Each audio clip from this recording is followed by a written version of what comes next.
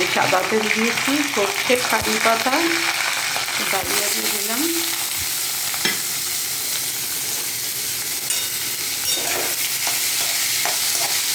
ডালিয়াটা গমের তো, আজকে আমার মানডে, তাই মানডেতে নিরামিষ হলে এইসব খাওয়া যায়।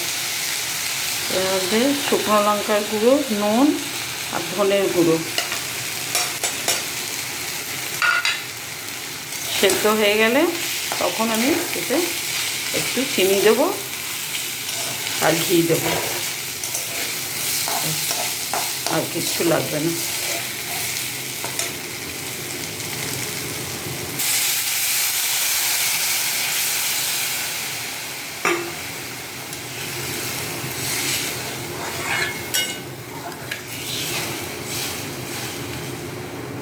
এটা যেই ফুটে উঠবে তারপর আমি ঢাকা দিয়ে দেবো।